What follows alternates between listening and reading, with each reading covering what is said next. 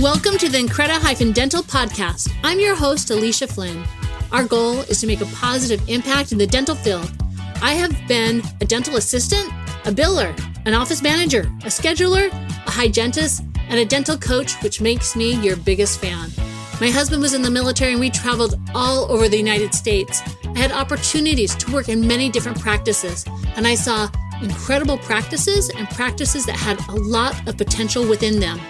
Thank you for joining us. Let's dive into the podcast. Welcome to the Increda-dental podcast. I'm your host, Alicia Flynn. Today, we're going to go over how to add an additional hygienist and to recognize when your practice is ready to have a new hygienist. So there's a couple things that you need to understand. But first, I'm going to dive into a story.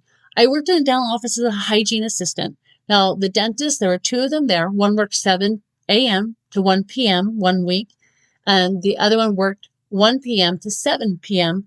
the same week. So they would switch back and forth each week. They had one hygienist who worked Monday through Thursday, 8 to 5. There was a demand and definitely a need for another hygienist. But there were a couple of problems. The patients hadn't been trained to come in when the hygienist was there. The patients had been trained that they could have a later appointment, like at 6 o'clock or early in the morning.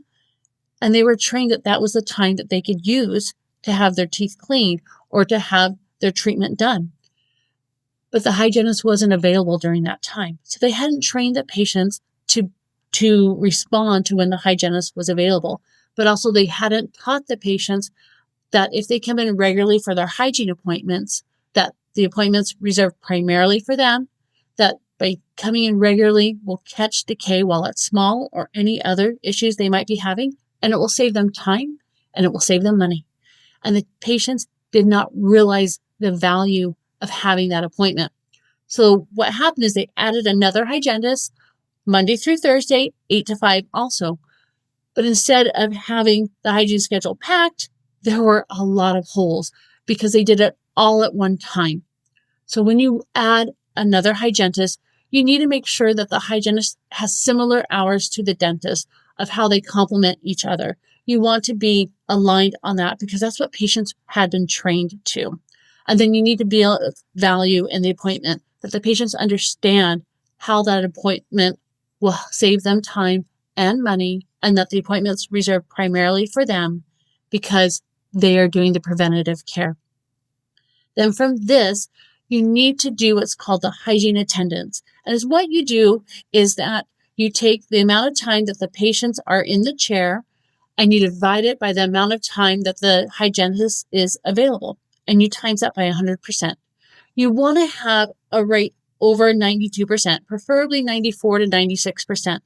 The reason being that we're not at 100% is sometimes patients plainly forget their appointment. Sometimes there's a family crisis or a car breaks down.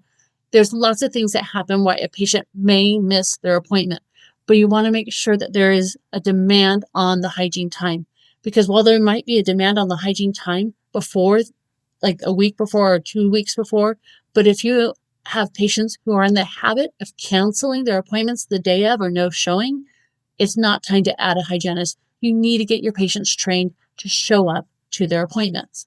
Now, if you are over 92%, preferably around 94 to 96, as I said, you need to make sure that you have a backup of patients, a backlog. Make sure patients are being scheduled out like a month, 2 months, that it's hard for patients to get in. Then it's time to add another hygienist. But when you do so, don't add another one just boom, 5 days a week or 4 days a week. Add them carefully. Start with 1 or 2 days and go for a couple months, and then add a third day if there's still a backlog of patients. This will help you to have balance in your practice and a more successful hygiene team because, as I said, having a packed hygiene schedule is frustrating, but having a hygiene schedule where there are many openings is even more frustrating. And I want you to be extremely successful. I want you to have the practice that is running smoothly and is a practice of your dreams when you first started on this adventure. If you'd like some help, you can schedule a short meeting with me at Increda-dental.com where we'll get together and go over ways and techniques to help your hygiene department to be the successful department you dream about. Have an amazing day.